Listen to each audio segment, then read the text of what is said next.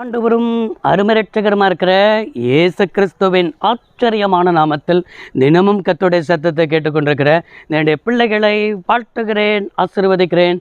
நீங்கள் ஆசீர்வதிக்கப்பட்டவர்கள். இந்த நாளிலும் கூட கர்த்தர் உங்களை பார்த்து சொல்கிற ஒரு வார்த்தை, உன் கட்டுகள் மாறும்னு என் ஆண்டவர் சொல்லுகிறார். பல ரீதியில் கட்டப்பட்ட ஒரு நிலைமையில் இருக்கிறதை நான் பார்க்க முடிகிறது.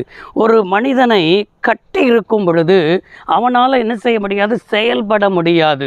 அவன் வாழ்க்கையில் ஒன்றுமே செய்ய முடியாத அளவில் இன்றைக்கு உங்கள் வாழ்க்கையில் எதுவுமே செய்ய முடியலையே, எவ்வளவோ முயற்சி பண்ணுறேன்னு முயற்சி பண்ணி ஒன்றுமே முடியலையே என்று சொல்லி தானே நினைத்து கொண்டிருக்கிறீங்க. இந்த நிலைமையில் இருக்கிற உங்களை பார்த்து தான் நீ ஒரு கட்டப்பட்ட நிலைமையில் இருந்து கொண்டிருக்கிறாய். உன்னை பார்த்து என் ஆண்டவர் சொல்கிற ஒரு வார்த்தை, உன் கட்டுகள் மாறும் என்று சொல்லி தீர்க்க தரிசனமாய் கர்த்தர் பேசுகிறார். 2 கொரிந்தியர் 3ஆம் அதிகாரம் 17வது வசனத்தில் இவ்வாறாய் பார்க்க முடிகிறது, கர்த்தரே ஆவியானவர், கர்த்தருடைய ஆவி எங்கேயோ அங்கே விடுதலையும் உண்டு என்று சொல்லி வேதத்தில் வாசிக்கிறோம். நன்றாய் பாருங்க, நாம் ஆராதிக்கிற ஆண்டவர் கர்த்தர், அவர்தான் இரட்சகர், அவர்தான் மீட்பர், அவர்தான் விடுவிக்கிறவர், அவர் எல்லாவற்றிலும் இருந்து உன்னை விடுவிக்கிறவர். நம்முடைய ஆண்டவருக்கு பாவத்திலிருந்து விடுவிக்கிறவர் அவர்தான், சாபத்திலிருந்து விடுவிக்கிறவர் அவர்தான், கட்டுகளிலிருந்து விடுவிக்கிறவர் அவர்தான். இன்றைக்கு பல ரீதியில் உன் வாழ்க்கையை கட்டி வைத்திருக்கிறான் பிசாசு, உன் பிசினஸை கட்டி வைத்திருக்கிறான் பிசாசு, உன் எதிர்காலத்தை கட்டி வைத்திருக்கிறான் பிசாசு, உன் சந்ததியை கட்டி வைத்திருக்கிறான் பிசாசு. இன்னைக்கு எந்த ரீதியில் நீ கட்டப்பட்டிருக்கிறாயோ, என் கட்டுகளை அறுப்பதற்கு கர்த்தரே ஆவியானவர் இருக்கிறார். அந்த ஆவியானவர் எங்கேயோ அங்கே விடுதலை உண்டு. உன் வீட்டில் கர்த்தரின் ஆவியானவர் இருக்க வேண்டும், உன் பிசினஸில் கர்த்தரின் ஆவியானவர் இருக்க வேண்டும், உன் மேலே கர்த்தரின் ஆவியானவர் என்ன செய்ய வேண்டும், இருக்க வேண்டும். எனக்கு தெரிந்த ஒரு சகோதரர், அவர் முக்கியமான ஒரு பிஸ்னஸ் செய்து கொண்டிருக்கிற ஒரு சகோதரர், ஆண்டவரை உண்மையாய் தேடுகிற ஒரு சகோதரர். ஆனாலும் அவருக்கு நல்ல பிஸ்னஸ் ஓஹோ என்று சொல்லி நடந்து கொண்டிருந்தது.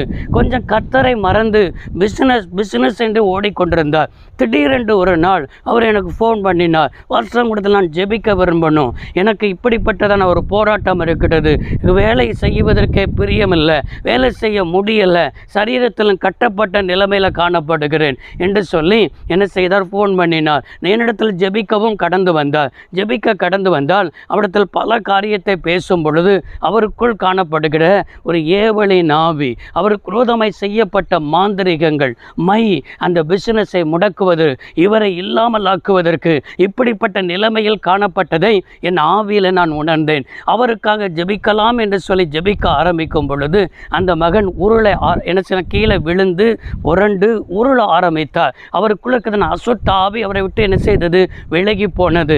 அவருக்குள்ள இருக்கிறதான அந்த அசுத்த ஆவி, பில்லிசுனி ஆவி, ஏவலின் ஆவி, கட்டுகளின் ஆவி அவரை விட்டு என்ன செய்தது, பறந்து போனது. அன்றைக்கே அவர் விடுதலையை பெற்றுக்கொண்டார். அப்போ ஆவியானவர் எங்கே உண்டோ அங்கே தான் விடுதலை உண்டு.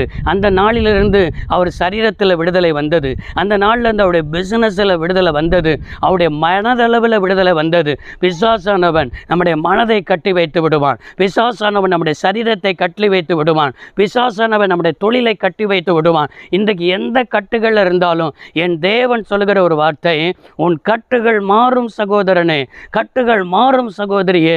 இந்த வார்த்தையை பிடித்துக்கொள். 2 கொரிந்தியர் 3:17 பிடித்துக்கொண்டு ஜெபம் பண்ண ஆரம்பி.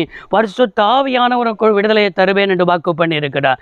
ஜெபம் பண்ணுவோம். சர்வ வல்லமையுள்ள தேவமே, அருமை தகப்பனே, இந்த வார்த்தையின்படியே இன்றைக்கு பிள்ளைகளுடைய எல்லா கட்டுகளும் அறுக்கப்படுவதற்காக நன்றி. உம்முடைய கரத்தில் ஒப்பு கொடுக்கிறோம். ஜெபம் கேட்டதற்காக நன்றி செலுத்துகிறோம். இயேசு இரட்சக நாமத்தில் பிதாவே, ஆமென். கர்த்தர் உங்களை ஆசீர்வதிப்பாராக. God bless you all.